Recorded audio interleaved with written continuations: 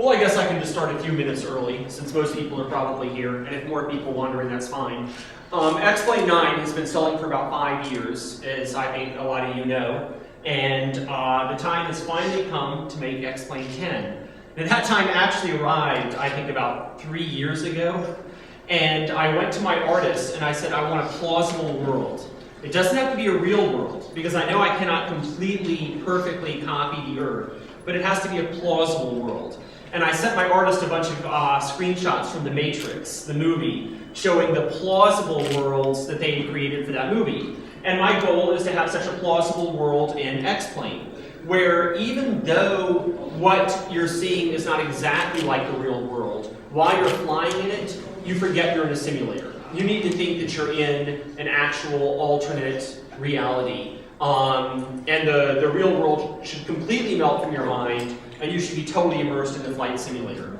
And an interesting fallout of this is when I asked my artist to create a plausible artificial world, it turned out to be a much, much bigger job than I possibly thought it would be. It wound up taking 3 years, about four artists, or 5 artists and programmers, which was kind of a lot for laminar research, since I really worked by myself a lot. And it's gone way over time. We missed our delivery deadline by a year. I wanted to be out for last Christmas. Now it looks like we're going to be out this Christmas. But the final result I actually saw today for the very first time. This morning was the first time that I actually saw the plausible world of X-Plane 10. I had some artists making the scenery, some artists making the computer programs that generate the scenery, different artists making airplanes, different artists making a custom Seattle airport, and all of the artists emailed all of their pieces into me this morning. So this is actually the very first day that all the pieces have come together in a working package. This is quite literally the very first day of X-Plane 10, and the first day I've seen it for myself. So what we're going to do today is I will just show you a little bit around the plausible world that we've created and talk to you a little bit about what X-Plane 10 is going to be and how it's going to be different from X-Plane 9. Now, first of all, if I could just get a show of hands, how many people here already have X-Plane? How many of you are X-Plane 9ers? Okay, so most. All right, so most of you know, but some of you don't, that X-Plane is completely different from Microsoft Flight Simulator because X-Plane takes the geometry of an airplane and interacts that geometry with the air to figure out how an airplane should fly. It does not imitate the known performance of an airplane, but instead predicts how an airplane will fly based on the shape, thrust, weight, mass, control deflections of that airplane. So for example, if this is the wing of an airplane, X-Plane will break that wing down into a number of elements, and it will find the airspeed and the air density and the Mach number and the angle of attack and the side slip of the air hitting each little bit of the wing. And based on that, it will find the force on that little bit of the airplane wing. It will do that for every little bit of the airplane until it has found the total forces on the entire airplane. And then once it's found the total forces, it can divide by the mass to get the aircraft acceleration. And then once it has the aircraft acceleration, it can integrate that to velocity. And people should sit down around here if you feel like it. I mean, this is probably a good place to sit. But it integrates that to velocity, and then of course it integrates that velocity to position, which is movement. And that's how you basically cover ground in an airplane. Yeah, I definitely feel free to sit here. This is a perfect good place to sit if anybody needs a place. So X-Plane is completely different from Microsoft Flight Simulator in the way it works because it builds up the forces on the airplane by interacting the airplane with the air. And so when you design an airplane in X-Plane using PlaneMaker, you don't actually enter the airplane performance anywhere. Instead, you enter the airplane weight, you enter the engine horsepower, you enter the control deflections. And then when X-Plane reads that data in, it predicts how the airplane will fly, and that's what you see when you fly X-Plane. And as a result, the flight dynamics are much, much, much more realistic than any other simulator I've seen for such a wide range of aircraft. When you look at the big multi-million-dollar full motion sims, they may have the flight model perfectly dialed in for a Boeing 737, but have no idea how to fly a Huey UH-1. X-Plane, because it can interact the geometry of any aircraft with the air, we can figure out how any airplane flies. The flight model in X-Plane has been fairly mature for, I'd say, the last 5 or 10 years. Refinements to the flight model have been fairly minor. And so in version 9, I had a simulator that flew pretty much the way I wanted. A nice flight model in X-Plane 9. And the time came to put in the ultimate scenery package. And because the scenery package is such a vague thing, I mean, what do you do? How do you make it more realistic? How do you make it better? Do you specify that you want to work exactly on one type of a building or another? Do you hire a bunch of artists to make a lot of custom scenery packs? Do you provide a simulator with poor scenery and then just hire a whole bunch of people to make custom scenery packs? So if you know what airports to go to, you can find these sceneries. This is not the way I decided to do it. Instead, I decided I want good scenery for the entire planet Earth. But since I have worked by myself for most of X-Plane's creation and only hired a very small staff for the last couple of years or so, the idea of making all the scenery by hand was completely impossible. So, if we're going to cover any sort of a large area, and remember, everything X-Plane does is going to be global. It's going to be Mac, Windows, Linux, and the entire planet Earth, other than right now the North and South Poles. So what we did is we wrote a computer program that reads in a bunch of government databases and then spits out the scenery that is generated using this artificial intelligence. And what's so funny is this artificial intelligence actually is a little zoning person. It's like a little computer program that says, oh, well, I see this road pattern and it's near the sea, so we'll have nice beach houses there. We'll say, oh, there's a large block and it's near an airport. I bet there's a storage hangar on this block. And so it makes up its own little zones of residential, commercial, factories, harbor. And then based on the zones that it comes up with, it picks from a little library of buildings and puts the buildings that are appropriate for that region in that locale.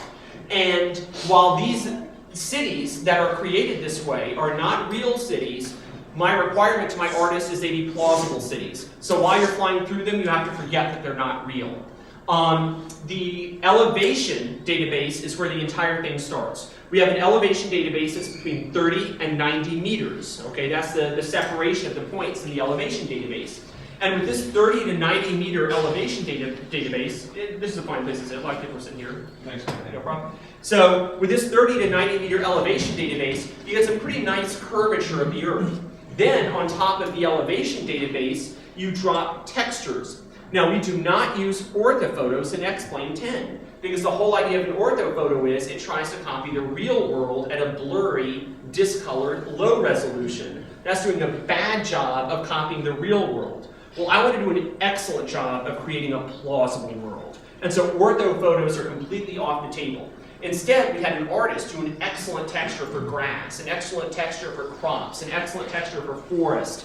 And we then put those really high resolution, high detail textures down on the terrain grid to come up with a world that is not exactly like the real one, but it's still beautiful and believable to look at. Then we take the OpenStreetMap road database. The OpenStreetMap road database is, I believe, the largest, most detailed road database that there is on Earth. It lists every individual road in Europe and the United States. Yeah, come on in, go ahead and squeeze on in. Squeeze on in so people aren't stuck outside. You can come sit down here. Come sit down here. There's room. Plenty of room up here. So using OpenStreetMap, which is a really good street map database, we managed to take real streets and put them down on top of this terrain elevation database. And then, of course, like I just said, our little imaginary zoning officer comes in and grabs appropriate buildings and libraries and fills them in between the streets. And this is the first flight simulator that I know of, or that any of my artists know of, where a little artificially intelligent zoning program tried to decide how to build little imaginary cities based on real road databases. And so when you fly in X-Plane, you'll see buildings beside the roads in a plausible manner. And if you dial the rendering options way down, I decided not to simply draw a flat city texture on the ground. Why? It's not plausible. I hate it when I see the roof of a Home Depot painted on the ground, or the roof of a car painted on the street. Because as soon as I come buzzing that thing in a helicopter, come on, push your way in and sit up here. Here we go. There's room up here. Just come on in. Don't mind me. Just come on in. Yeah, there's room up here. I don't care if people sit all around, or you can come over here. Don't be shy. Okay, so So we've got the zoning program putting these buildings down that fit all in between the roads, and I'm not aware of any case before where an artificial intelligence has been used to create an entire planet full of scenery to fly around in a flight simulator. And as a result, what we have is the entire Earth with an accurate elevation database, land use database, road database, and then plausible buildings filling in the gaps. When we generate the scenery, we have to let a really fast computer with a lot of CPUs and hard drives on it run for about 4 or 5 days to generate an Earth's worth of scenery. And when it's done, we have 62 gig compressed, about 50 to 100% more than that extracted, which is 8 dual-layer DVDs. So the end package compresses onto 8 dual-layer DVDs, 62 gig compressed, auto-generated by an artificial intelligence over a 4-day period on a really fast computer, and then that's what you actually will install when you get X-Plane 10. Yeah, come on in, come on forward. You got people back up behind you. In here is fine, and around here. That's okay. Just do a little bit of modesty. That's no big deal. At least everybody can see something. There are 2 seats here. So, it's fascinating, this concept of having an artificially created world. The idea is for it to be as cool as watching the movie The Matrix. That's the goal I set. And my artists have done a good job of obtaining that, I think.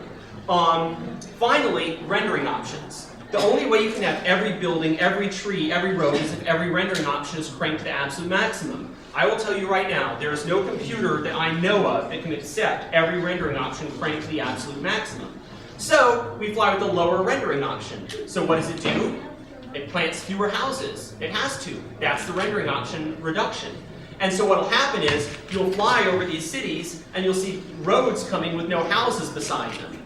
It looks like the developers have installed the roads for the subdivision but haven't put the houses down yet. So even though the rendering option is reduced, what you see still looks completely plausible. And that's the goal we're looking for. At no point does anything look like it's not finished. At no point does anything look like it's wrong. At no point does anything look like it's not working. Worst case scenario, the developers haven't gotten there to lay a bunch of pavement and put a bunch of objects beside the roads.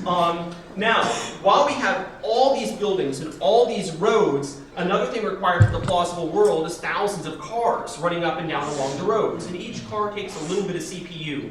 And also at least 20 other airplanes, all controlled by an air traffic controller. Well, the flight model in X-Plane will easily gobble up an entire CPU core, right? It just needs that much information to do all the work that it does to give that realistic flight model.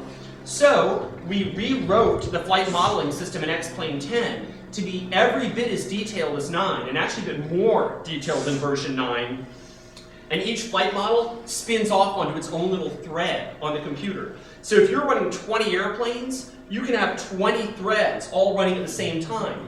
And if you have 10 dual-core CPUs, every single CPU will be busy just running flight models. And when you go from 1 airplane to 20 airplanes, the reduction in frame rate is 0, or near to 0, because every CPU is running.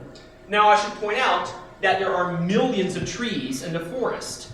No personal computer can memorize every tree in the forest on Earth. They just don't make that much memory in computers yet. So X-Plane actually plants the forest in front of you as you fly. As well, X-Plane can't memorize every single building placed by the little imaginary zoning officer. So it has to plant the buildings in front of you as you fly. And unlike other simulators, we do a really good job of planting them way out in the distance, so you do not see them popping into view. But the planting of the forest, the planting of the buildings, the driving of the cars, what do they all take? More CPU.